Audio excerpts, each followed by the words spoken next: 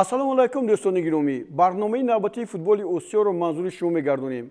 Аз 5 то 12 август дар шаҳри Душанбе мусобиқаи Ассотсиатсияи футболи осиёи марказӣ байни дастаҳои ҷавонӣ то 19 сола баргузор мешавад. Дар мусобиқа дастаҳои мунтахаби ҷавонии Тоҷикистон, Эрон, Ӯзбекистон, Қирғизистон ва Афғонистон ширкат меварзанд. Ҳама вохӯриҳо дар варзишгоҳи марказии ҷумҳуриявии шаҳри Душанбе доир мегарданд. Гузориши нахустини иморо пайгирӣ кунед. дастаи мунтахаби ҷавонии 19 солаи Тоҷикистон таҳти роҳбарии сармураббӣ Аҳлиддин Турдиев дар ин бозиҳо ширкат мекунад. ҳоло даста дар шаҳри Душанбе ҷамъомади таълимиву тамринии худро шурӯъ кардааст ва гурӯҳи эҷодии мо бо ҳамин сабаб дар ин варзишгоҳ қарор дорад. бозиҳои ҷоми кафа воситаи асосии омодагии дастаи мунтахаби Тоҷикистон ва бозиҳои интихобии чемпионати Осиё дар шаҳри Душанбе хоҳад буд. Аҳлиддин Турдиев ба ин ҷамъомад 24 бозигар, 3 дарвозабон, 7 ҳимоятгар, 11 нимҳимоятгар ва 3 ҳамлагарро даъват кардааст. Ба ҳайи даста легионерҳо дар ин мусобиқа даъват нашуданд, зеро он берун аз васояти рӯзи фифа сурат мегирад ва дастаҳои касбӣ фиристодани бозигаронашонро зарур намешуморанд. дастаи мунтахаби Тоҷикистон дар ҷараёни ин мусобиқа бо ҳамсолони худ аз Афғонистон 6 август, Қирғизистон 8 август, Ӯзбекистон 10 август ва Эрон 12 август бозӣ мекунад. дар раиси дастаи мунтахаби Тоҷикистон ин бозигарон ҳузур доранд. дарвозабонҳо Сафармад Ғафуров аз Регартадас, Суҳроб Хоҷа Юсупов аз Хуҷанд, Шаҳобиддин Маҳмудзода аз Динамо, ҳимоятгарон Меҳрубони Абдурауф, Раҳматшоҳ Раҳматзода, Фахриддин Аҳтамов, Шаҳриёри Иноятулло, Рӯзи Муҳаммад Абдураҳмонов, Содиқ Қурбонов аз Динамо, Асадбек Зиёзода аз Истаравшан, нимҳимоятгарон Абдулло Шарипов аз клуби марказии варзиши Артиш, Азизбек Ҳаитов, Иброҳим Зокиров аз Регартадас, Аббос Андалебов, Амирҷони Фаррухзод аз Равшани Кӯлоб, Беҳҷан Нишонбойзода, Фатҳулло Олимзода, Азизбек Далиев, Меҳроб Асоев аз Динамо, Салоҳиддин Эргашев, Металлург Ӯзбекистон, Салам Ашурмамадов, Б-клуб. ҳамлагарон Сунатулло Азизов аз Динамо, Асадбек Ҷӯрабекзода аз клуби марказии варзиши Артиш, Далер Шарипов аз Металлурги Ӯзбекистон. тайёрии ки ҳозир мо сар кардем, як ҳафта шуд мо бачаҳоро сарҷамъ намудем ва тайёрии тамринҳое ки мо анҷом дода истодем. ҳам субҳ мо дар бисёртар корҳои физикӣ анҷом метиҳем ва бегоҳ бошад дар майдон бисёртар ба тактика, техника аҳамияти калон дода истодаем. бачаҳо ҳама омода ҳастанд ва тамринҳо хуб гузашта истодаанд.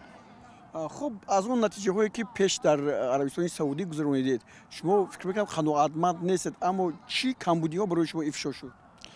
ду бозие ки мо дар Арабистони Саудӣ барпо намудем, ин бозиҳо ҳама бозиҳои санҷишӣ аст, барое ки мо бояд ҳаракат кунем ки ҳама бозигарое ки мо даъват намудем ба ҳамаи онҳо мо бояд шанс диҳем ки онҳо баромада маҳорати худшо бояд нишон диҳанд. барои бозиҳо ҳар ду бозие ки мо гузарондем, бозиҳо агар аз рӯи натиҷаи бозӣ гӯем мо бой додем, лекин аз рӯи сифати бозӣ агар гап занем, бозингаро бисёр бозии хуб нишон доданд, ҳаракати хуб доштанд, бисёр шанси голзанӣ ҳам доштем, лекин истифода бурда натонистем. лекин аз бозӣ қаноатмандем.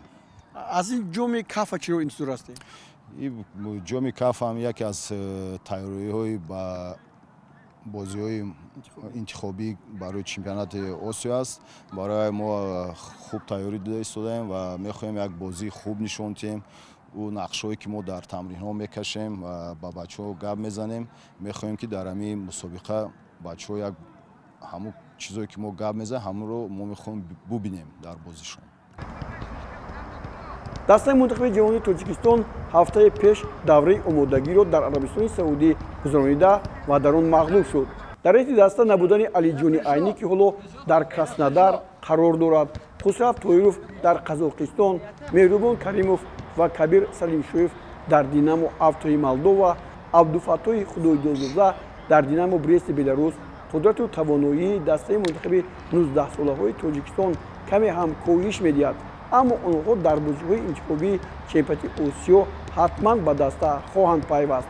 طوری گفتیم کبیر سلیمشویف و مهربان کریموف حالا به دسته دیناموی افتای مولدووا شرطنامه‌شان را به امضا رسانیدند و کبیر برای سامان دادن حجت‌هایش که نو به سن 18 درآمد به تاجیکستان برگشته است و در دوام هفته به دسته نوش برخواهد گشت. خب کبیر جان مبارک شود شما به دسته دینامو افتو میگذارید و این هم یک پیشروی است. شهرام سمیف هم همین گونه به دینامو افتو رفت و آهسته آهسته ببینید که امروز خیلی بالا رفت. شما رو چه قبول کردن در اون دسته؟ دسته خیلی خوب است، دسته نو است. این دسته هم روبریت علی شدگی است، ایگراکای نو هستند و خیلی خوب خدای آدم قبول کردن. بازی های ما ترکیه ده یک ماه بازی های رفیقانه کردیم، خطی ارنبورگ باز کردیم، خطی که تیمی خیلی خوب است.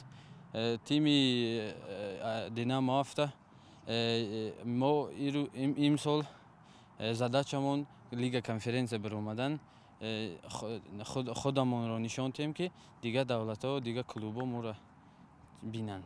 خب با مهربان کریموف هستید شما، من فکر میکنم که هر روز یک جا زندگی میکنید. یک کمناته ده یا جودا میخریم همه چی یک جای مرا موندند. ما نو دین 18 ساله شدم، نو رجیستراسی تمیز فوتبال نکردند، 2 تور باید پرپسکات میکردم، بعد مرا سر دادم و یعنی از بعد 14 ده 13 ده میرم 14 قطعی دسته شریف بازی داریم. در دستتون چقدر لیگنرو هستند؟ همه لیگنر هستند، همه یا 5 تا از دولت مولدووا، دیگرها همه لیگنر هستند. به همین ترتیب از 5 آگوست تا 12 آگوست مخلصان فوتبال میتوانند در ورزشگاه مرکزی شهر دوشنبه بازی‌های دسته منتخب جوان کشور را با دسته‌های منتخب ایران، ازبکستان، قرقیزستان و افغانستان تماشا کنند.